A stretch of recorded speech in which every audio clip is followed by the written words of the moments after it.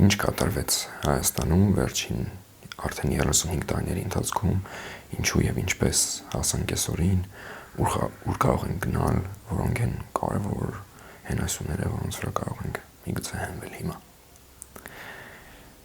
Սովետական միության ընթացքում գիտենք, որ հայտնի անձանց ստորագրությամբ Արցախի հանրապետությունը, Ղարաբաղը, ինչպես ուզում եք կոչեք, հանձնվեց Ադրբեջանին։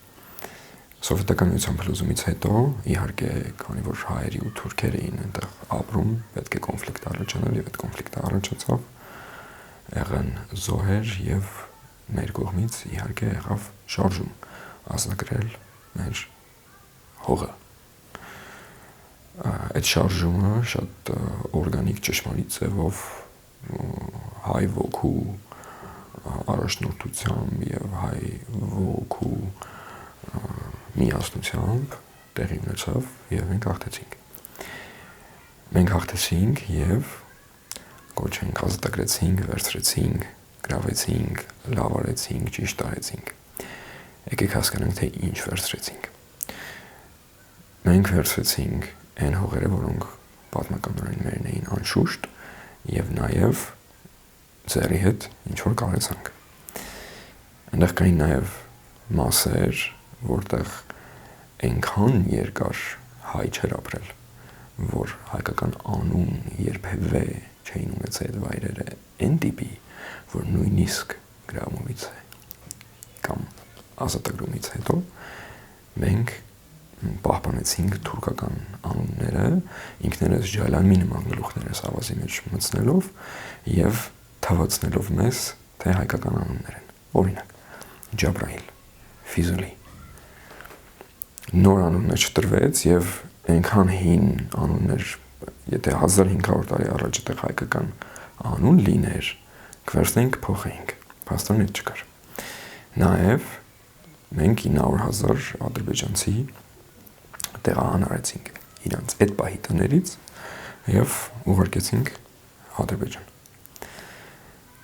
Ինչ որ առումով մի մասը ճիշտ արեցինք, մի մասը գալատ արեցինք։ Վերցրել ենք, պետքա պահենք, որպեսզի պահենք, պետքա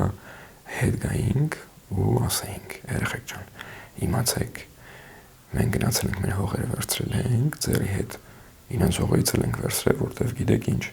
թուրքը մեր պետության 75-80% հողն է վերցրել։ Հիմա մենք Թուրքից մի քիչ որ բան վերցնենք, աշկն է կհանենք։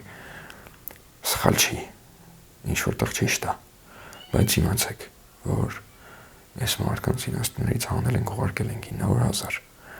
Իրանք էդի չեն մոռանալու, իրանք մաղկտալու են, իրանք չեն մարսելու, իրանք ուզելու են հետ կանետի վերցնել։ Այդքանը մենք պետք է ասենք եւ պետք է մենք ինքներս մեզ պիզանտ գայինք, թե մենք ինչ ենք վերցրել։ Եթե մենք դա անեինք, հետո մենք կանեինք դա ստրատեգիական ձևով ճիշտ խաղացնել, հանուն նրա, որ այն ինչ որ ճշմարիտ եւ բավական աստվածային ձևով իրոք մերն էր, ամենակարևորը պահել, ամենակարևոր մասերը պահել։ Հիմա ինչ մեկը կարող ասի, չէ, այդ սաղն էլ մերն էր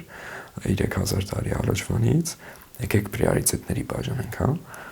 Ամենաառաջնային կարևորությամբ կային հող եւ տարածքներ, սուրբ,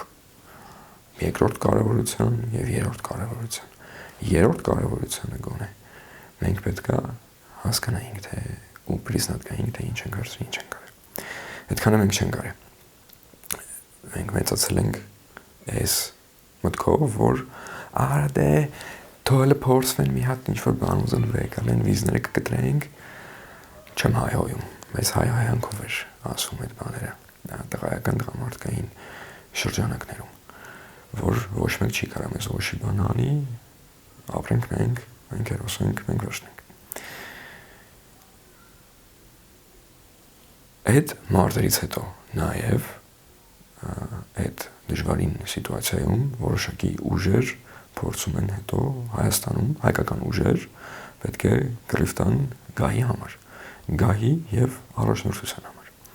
Երկու հիմնական ուժ առաջանում։ Մեկը Վազգեն Սարգսյան, Կարեն Դեմիրճյան, միգուցե Վանո Սիրադեղյան, եւ երկրորդը Ռոբերտ Քոչարյան, Սերժ Սարգսյան ուժը։ Ռոբերտ Քոչարյան, Սերժ Սարգսյան ուժը հաղթողա ճանաչվում այդ պայքարում, փաստացի եւ նաեւ ինչ պատահականություններով ցավոք մահանում են Վազգեն Սարգսյանը, Կարեն Դեմիրճյանը եւ հաստատվում է մի հիմնական ուժ Հայաստանում։ Այդ հիմնական ուժը նաեւ ռուսական KGB-ի առաջնորդությամբ, այլ բուժուր ախբերությամբ է։ Այսինքն այդ ուժը լինում է ռուսական KGB-ի բուժուր ախբերությունը եւ իրանց տրվում է իշխանություն այստեղ, այնպես անելու, ինչպես որ իրենք կուզեն։ Այդ NBC ուժը եղել, որ ի ներքո իմ համար դժվար է օրինակ եղել մեր Բաքվում դուրս գալ խաղալ, որովհետեւ հանրապետականի շտաբը եղել ներքևը, ես դուրս էի գալի, խաղում էի, որ մի հոգի էր գալի փորձում էր ինձ կպշկվի նեղացնի, ես իրան ճնշում էի, չէի թողում, ինքը գնում էր բազմաթիվ շատ լակոտների հետ էին գալի եւ փորձում էին ինձ ճնշել։ Այն աստիճան, որ ոչ այդ մարդկանց հետ ես ուզում էինք ինչ-որ բան անեինք, հաշիվ տեսնեինք, ոչ էլ կարեինք այդ պահին ուժները չէր պատի, որովհետև շատ էին եւ իրենցներ իշխանությունը։ Այդ իշխանությունը 30 տարի լծում է Հայաստանը, կզացնում, թալանում, փչացնում ամեն ձևերով։ Որից հետո ինչ ձևերով 2018 թվականին ինձ ստացվում, որ ոմն Նիկոլ Փաշինյանը սկսում է քայլել ինչ ձևերով եւ մի պահ փաստացի շատ մեծ ամբողջ հավաքված լինում NBC, որ Հայաստանի մարդկային ուժի իրոք մեծամասնությունը հավաքվել էր եւ պահանջում էր փոփոխություն։ Չգիտեմ թե բնական ձևով, թե աստվածային ձևով, թե հենց դեմոկրատիական դեմոկրատիայի օրենքով, երբ որ իրոք ազգի մեծամասնությունը կանգնեց ասեց մենք ուզում ենք եւ մեր ուզածի համար գործողություն ենք անում դրանով ինչ աստվածային տիեզերական ուժերով ինչ որ բան եղավ, որը հետո իհարկե շատ արնալի նաեւ հետևանքներ բերեց, բայց այդ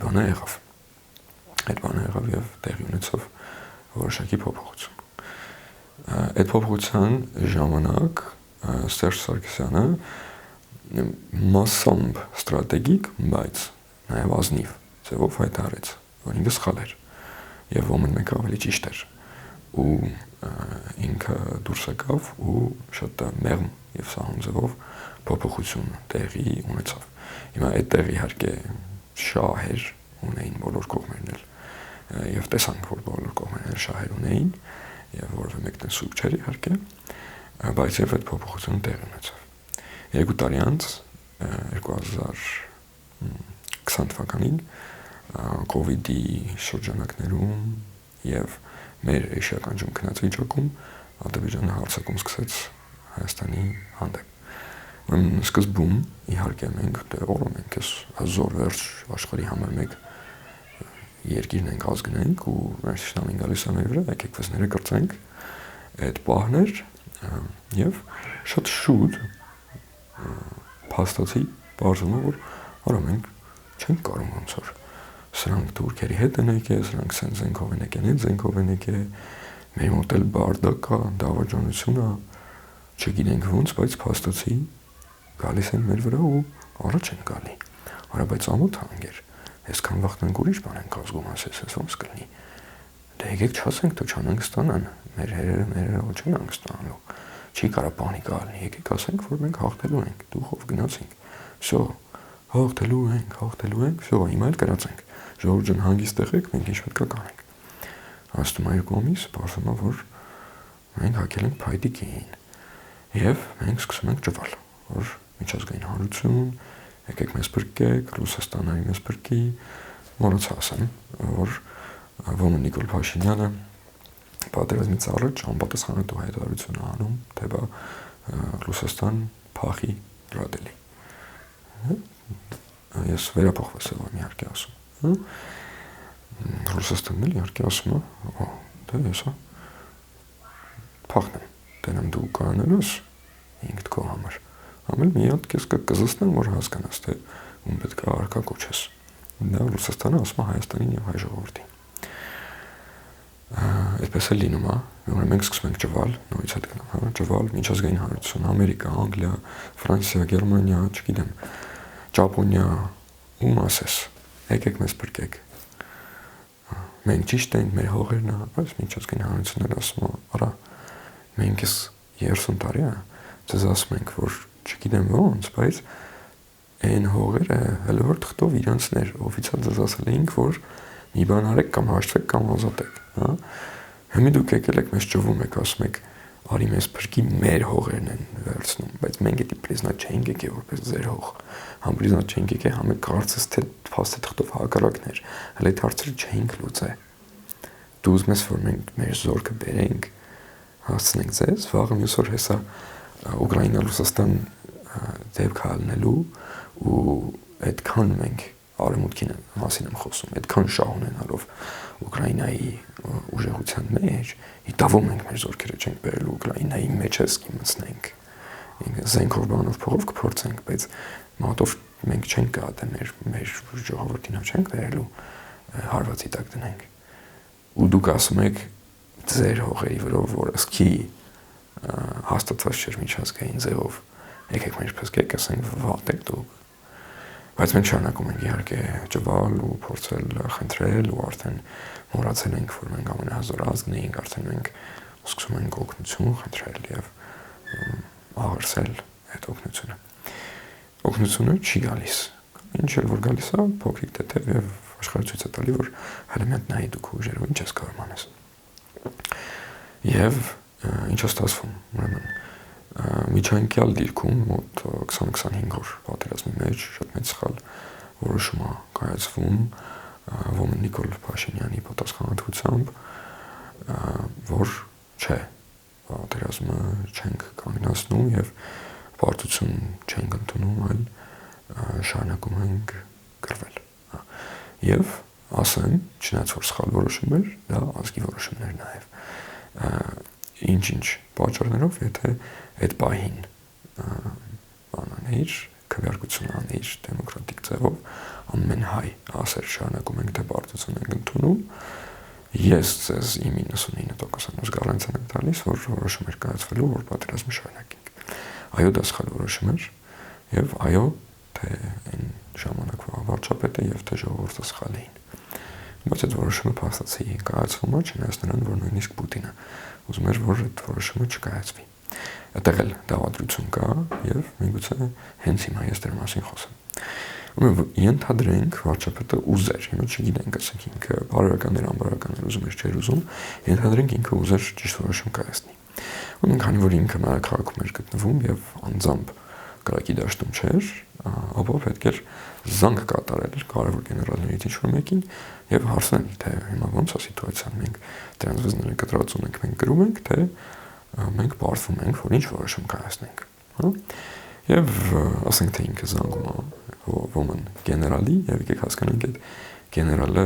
երբ է ծնվել, երբ է ինքը ոնց է ինքը թրծվել, դարել, հասել այդ պաշտոնին, չէ որ ինքը հասել այդ պաշտոնին նախքին իրավիճակում, երբ որ փչացվում էր, երբ որ թալանվում էր թե բանակը, թե երկիրը, թե մարդը, թե հայ միտքը ու գիտակցությունը, երբ որ փչացվում էր եւ բացվում, այդ ժամանակ են շատ գեներալներ իրանք դիրքը ընդունել եւ իրանք ունեն տեր, որոշ գեներալներ եղել են հիասքանչ մարդիկ եւ իրանք ողնաշարի տերը, որոշ գեներալներ եղել են ստրուկ եւ ունեցել են տեր։ Այդ տերը շատ այդ համար հայտնի են, թե ովքեր են եղել, հա, եւ երբ որ մեր փաստացի ապուշ անուշադիր գոնե, հա, ամենաքիչն եմ ասում, վարչապետը զանգում այնտեղ ու այդ գեներալին ասում է, գեներալ ջան, համ ինձ ասա։ Գեներալը ասում է, այսպես սպասեք։ Ես միած լավ մտածեմ, հաշվարկեմ ու ձեզ պատասխան տամ։ Հեռախոսը դնում է, զանգում է իր տիրոջը կամ տերերին։ Ասում է, տեր։ Նու, այստեղ սխալ չհասկացվի Աստծո մասին չի իհարկե խոսքը, ինչ որ անբարոյական մարդ տիրոջ մասին է խոսքը։ Զանգում այս անբարական մարդ տիրոջը ու ասում է, ոչմ շեֆ, այս իդիոտնա զանգ է, սենց հարց է տալի, ինչ պատասխանեմ։ Նա գցում բռնում, ասում է, ասա, որ մենք մեր ուժերով կարանք ու պետք չի հանձնվել, մենք կրենք, արժի պայքարել։ Ասում է, եղավ շեֆ, զանգում է, ասում է, պարոն վարչապետ, սենց, ինձ թվում է չարժի, որովհետև մենք հիմա ուժեղ ենք, սենց, եւ իհարկե գալի հասնում է բգներիս, այդ ամեն ինչը, որտեղ պատերազմը չի կանգնացվում, թշնամին շատ ուժեղ էր, փաստացի, կարևոր չի, ինչ ուժերով, ում օգնությամբ, էական չի, թշնամին ուժեղ էր։ Եվ թշնամին գալի հասնում է, մենք է թույլ էինք, մենք է մոտ է բարդակեր, դավաճանություն էր, Եվ գալի հասնում են այնպիսի տեղ, որ ամբողջն են վերցնում իհարկե։ Գալիս են ամբողջն են վերցնում, որից հետո մենք ունենք այն սիտուացիան, ինչ որ ունենք։ Մենք ունենք այն առաջնորդին, ում որ մենք դեմոկրատիկ ձևով եւ նաեւ ճշմարիտ ձևով համ ինքը քայլեց, համ մենք բաժաշ կարեցինք, համ մենք քվեարկեցինք, ինքը եղավ առաջնորդ։ Եվ համել, որ այդքան սխալ բաներ արել, այդքան ապուշություններ արել, տղա չի եղել, տղամարդ չի եղել, չի կարծել իր խոսքերը պահի, չի կարծել ճիշտ քայլեր անի, եւ այդ ամեն ինչի արդյունքում թե հող, թե որդիներ եւ ազգակիցներ եւ արում ենք կորցրել։ Եվ այդ սիտուացիան դրավ փաստ։ Եվ հաջորդ որոշման կարիքն եղավ, թե բա հիմա ոնց ենք շարունակում։ Իմ ամենամեծ հիասթափություններից մեկը, որ ուրեմն պատերազմի պարտություն ստորագրելու հաջորդ օրը Հայաստանում ոչ թե սուկ էր, այլ լաչարություն եւ վիսկրծոցի եւ ստրատեգիական քայլեր գահվերցնելու, գահանգեցանելու։ Դա իմ խորին հիասթափություններից մեկն էր հայ ազգի հանդեպ։ Ինչ է լինում։ Որևէ բան այդ ժամանակ չի փոխվում, որ ժամանակ հետո իհարկե մեծ, չէ՞ որ նայեք, իշխանափոխություն եղել էր Հայաստանում, բայց փողափոխություն չէր եղել, որտեղ բավական խելացի էին եղել նրանք, ովքեր որ փող ունեին եւ այդ փողերը թե հայկական, թե շվեյցարական բանկերում եւ օֆշորներում տեղադրել էին այնպես պաշտպանված օրենքներով, որ առանց շատ լուրջ ապացույցների որևէ մեկը չէր կարող իրենց ձեռքից վերցնել։ Դա հեշտ չի վերցնել։ Նամանավանդ երբ որ դու այդքան փող փաստաբաններ ամեն ինչ ունես ու փորձում ես պայքարես քո շահերի համար, քեզ կարան ինչ-որ անարխիկ ձևով վերցնեն գցեն բանտը մի որոշ ժամանակ, բայց դա շատ երկար չի կարող տևի։ Ուրեմն փողափոխությունը ավելի դանդաղ է իհարկե, քան թե իշխանափոխությունը։ Եվ այն այրերը եւ տիկնայք, ովքեր այդքան փող ունեն, նշանակում են այդ փողը ունենալ, իսկ մենք գիտենք, որ մի այսպիսի ուժ կա, որ Հայաստանում էլ ծակոնի դա կոչվում է Meta կամ Facebook կամ չգիտեմ ոնց ինչ ամբողջական կեղտ կոչել դրան, բայց դա փող է վերցնում եւ ասում է, ես կարող եմ քո փողը վերցնեմ, ինչ մեսեջ, ինչ վիդեո ուզում ես դուր, ծաղի գլուխը կմցնեմ։ Եվ այս փողատերն ասում են, SSSS մտքերն ենք ուզում մենք, որ մտնի հայ ժողովրդի գլուխը եւ պատրաստ ենք $100 միլիոն տանք ձեզ, որ կողեք այդ մտքերը, այս խղճողորդի գլուխը, այս ոչխարների գլուխը։ Ես չեմ ասում, այդ իրանք են ասում, այդ անբարոյական փողատերերը նախքին իրանք են ասում։ Այս ոչխարների գլուխը ասում են կողեք, որտեվ իրանք մեզ վերաբերվում են ոչխարի հոտի նման, բայց մենք ցույց տվեցինք ինչ-ինչ ձևերով եւ ցույց կտանք, որ մենք ենք ելը։ Հիմա դե լուրջ հայտարարությունից հետո մի պահ ստապվեցի։ Թաքցելու բան չունեմ, շարունակենք։ Ուրեմն այդ փողերը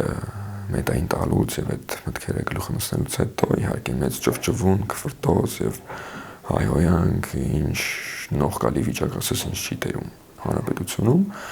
չունենք հարիր առաջնորդ հայ ազգի, ոչ ներկա, ոչ նախկին, բայց մեկը մյուսից լավն է միանշանակ։ եւ ինչ-ինչ ձևերով կարող է ինչ-որ սիտուացիայում վերապահումներ լիներ, բայց ես ասում եմ ձեզ, այս է ճանապարհը։ Եվ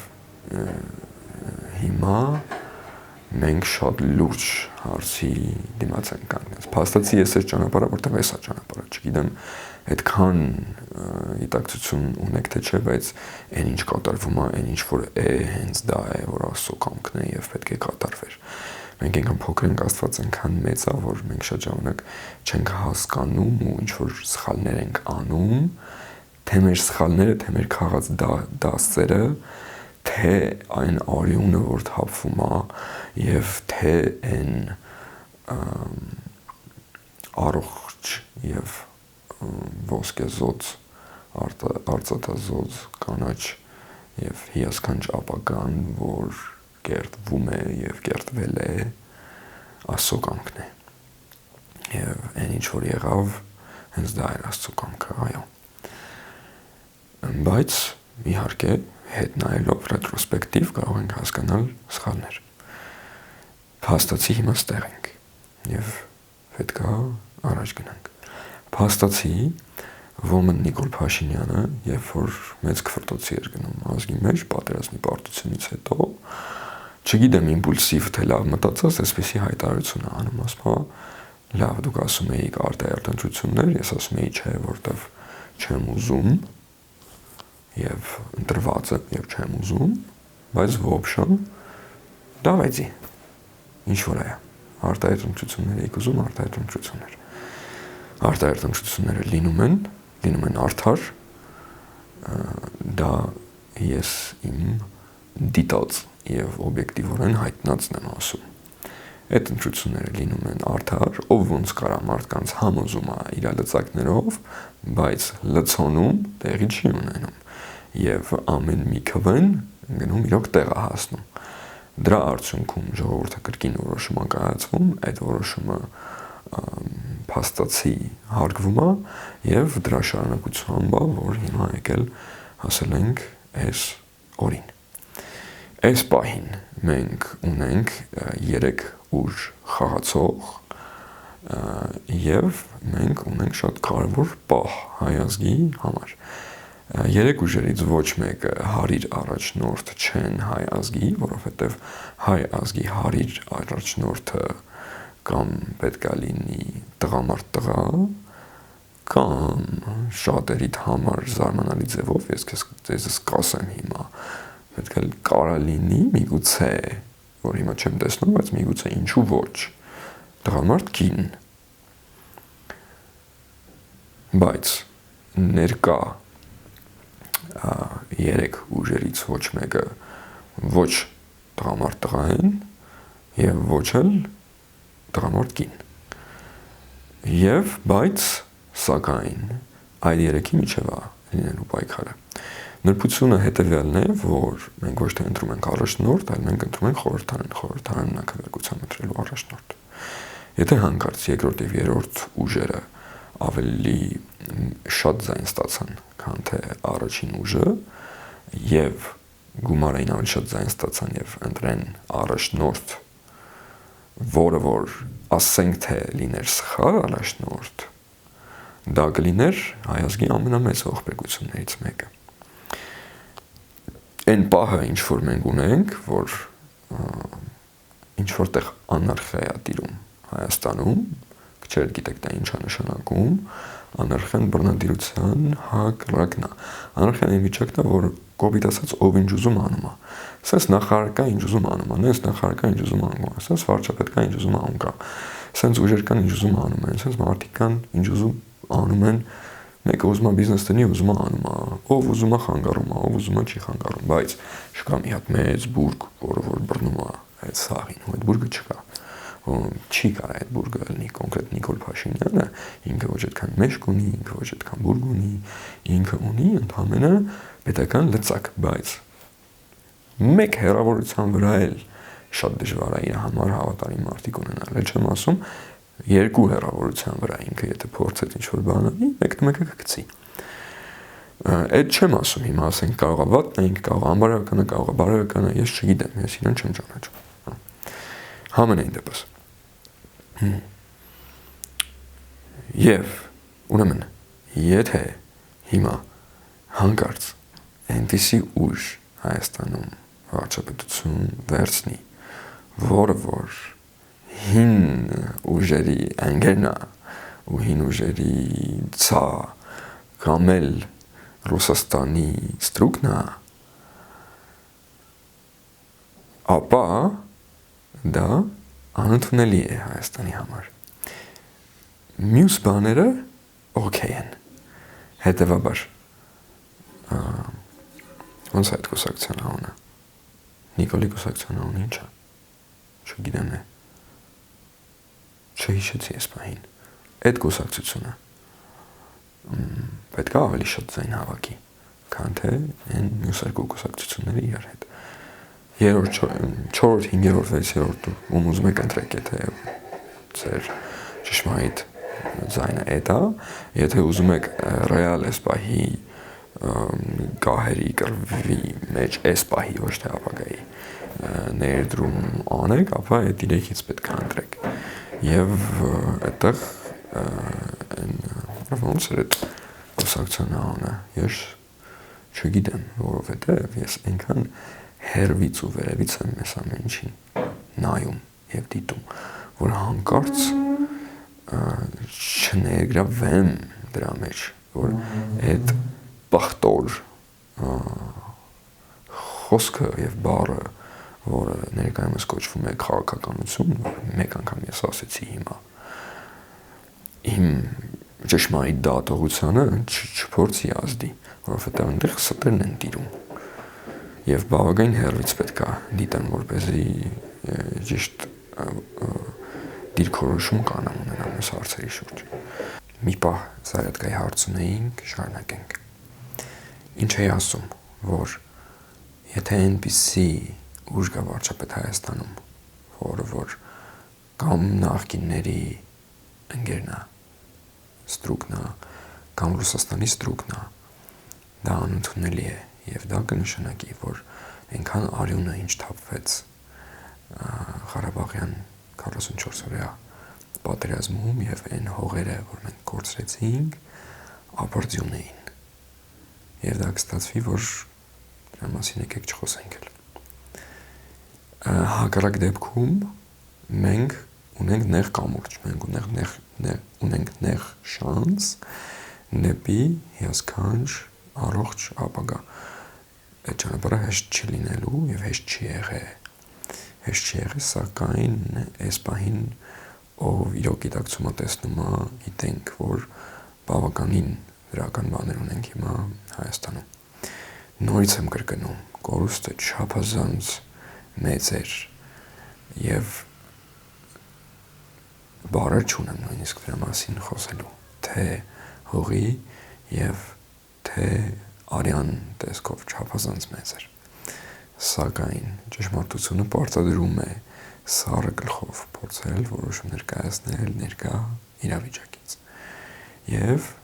ներկա առաջնորդությունը, եթե շարունակվի Հայաստանում, ապա մենք ունենք շանս։ Մենք ունենք շանս հիասքանչ երկիր ունենալու հաջորդ ընտրությունների ժամանակ։ Ուրեմն կոչ եմ անում, որ առողջ գիտակից տղամարդ տղեկը եւ տղամարդ կանայք Հայաստանի սկսեն մտածել, որ միգուցե հենց իրենք պետք է լինեն, կամ եթե իրենք չեն, ապա իրենց շրջապատից ընտրեն ամենահարգվածին եւ դիմեն, որ կամ դու եղի, կամ դու քո շրջապատից ամենահարգվածին ասա, մենք էլ սատարենք։ Այդպիսով մենք ունենք ճանապարհ։ Քանի որ խոսեցինք Ռուսաստանի մասին եւ նրա մասին, որ Ռուսաստանի ստրուկը եղած նախկին ուժին եւ առասարակ Ռուսաստանի ստրուկը եղած որևէ ուժ, որ Հայաստանի առաջնորդ լինի, անընդունելի է մեզ համար, բայց եւ Ռուսաստանի մասին է խոսեմ եւ մի փոքր միգուցե ոմանցը զարմացնեմ։ Ես դեմ չեմ ներկա ռուսական արքայությանը, այնպես ինչպես ինքը կա։ Նաեւ այն պատճառով, որ դա չի կարող փոփոխվել։ Նաեւ այդ պատճառով, բայց առհասարակ փաստացի օբյեկտիվորեն ես դրան դեմ չեմ։ այն ինչ որ կա, այն իշխանությունը ինչ որ կա, դա է լինելու եւ դա պետք է լինի Ռուսաստանում առաջիկա միգուցե 30 տարիներին, հա, եւ ես կուզեմ լինեմ գործընկերական հարաբերությունների մեջ այդ ուժի հետ։ Իհարկե, ես ուզում եմ լինեմ գործընկերական հարաբերությունների մեջ Արևմուտքի հետ եւս, մասնավորապես Արևմտյան Եվրոպայի տեղ նաեւ ԱՄՆ-ի ինչու ոչ հետ, սակայն ինքս ԱՄՆ-ում բավականին երկար բնակված ԱՄՆ-ից շատ զգուշանալու հարցեր կան եւ ամերիկյան ներգործությունը Հայաստանում ես կուզեի, որ մենք շատ զգույշ լինենք, թե ինչքան ենք ուզում թույլ տալ։ Մյուս կողմից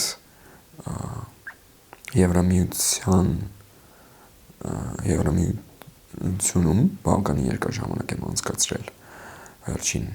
տարվա ընթացքում եւ գիտակցությունը եւ դրական կողմերը հրճվանք են բերում Եվրամիության։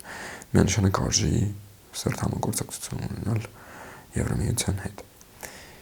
Բայց քանի որ կողմեր ընտրելու պահ կարող լինի, իմ ցանկությունն է, որ թե Ռուսաստանի հետ մենք գործընկերական հարաբերություն ուզենք ունենանք եւ թե Արևմուտքի հետ։ Հիմա թե դա ինչքանով հնարավոր է կամ հնարավոր չի,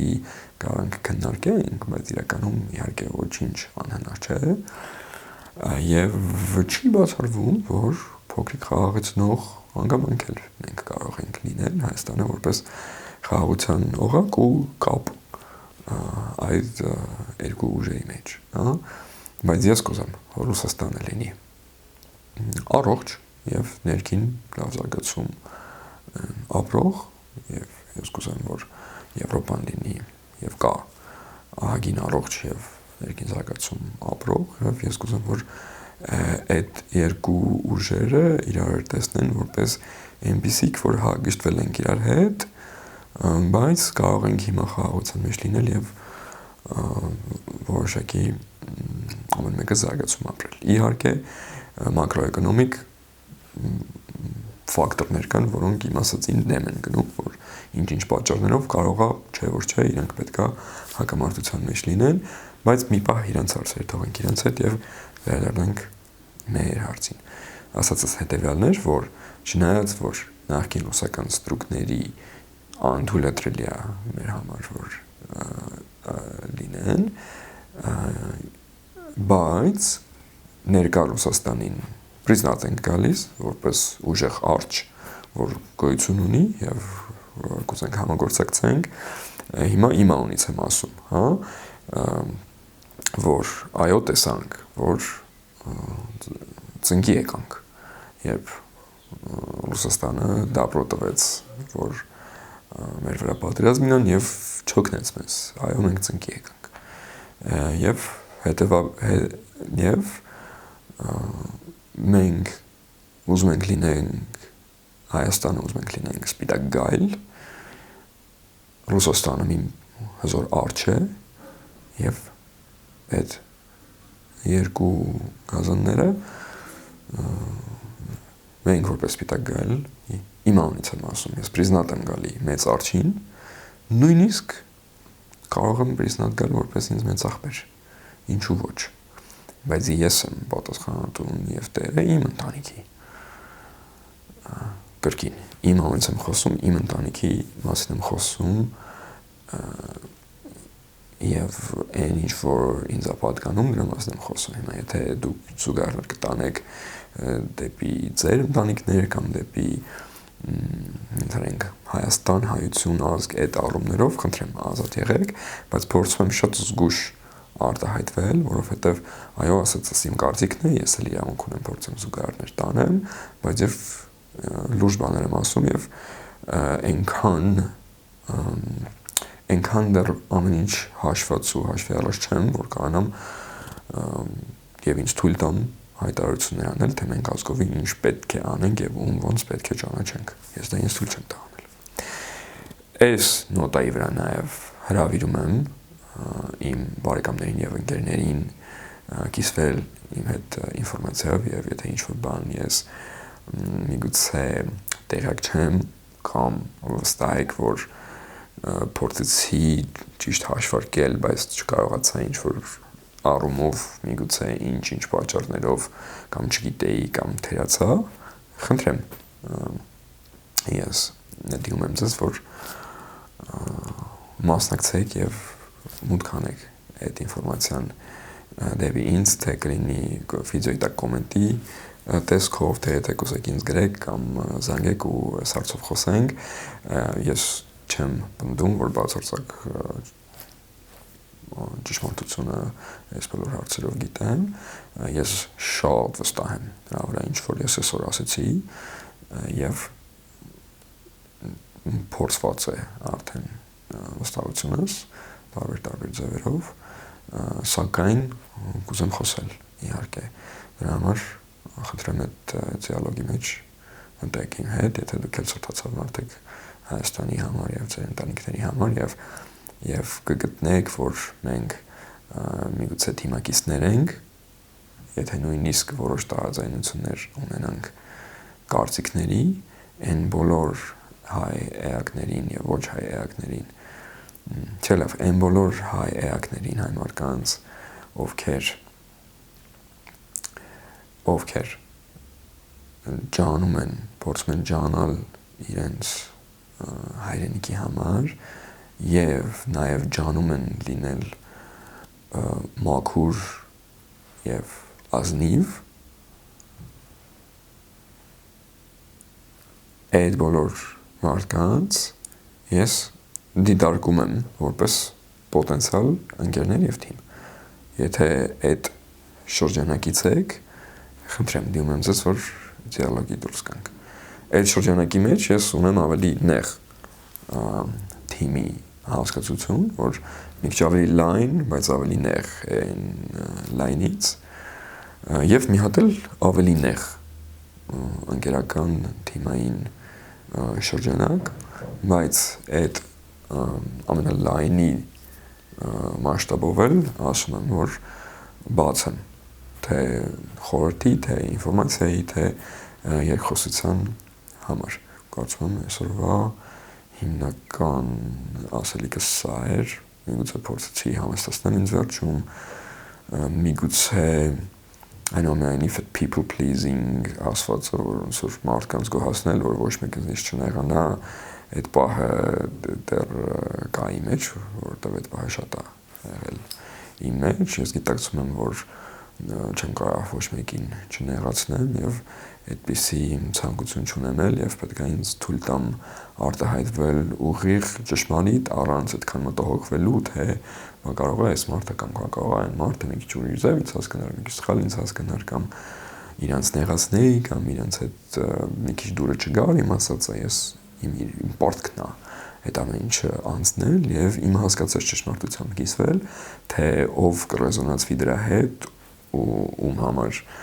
իմ ասածը թիմակցային կհնչի կամ նենց կհնչի, որ հա ընկերական է, բայց մի քիչ ուրիշ ձև ենք կարծում, դա դուք գիտեք արդեն եւ Աստված ոնց որ պետք է կբաշխի այդ ամեն ինչը եւ ես էլ կուզեմ շարունակել կիսվել։ Շնորհակալ եմ առայժմ։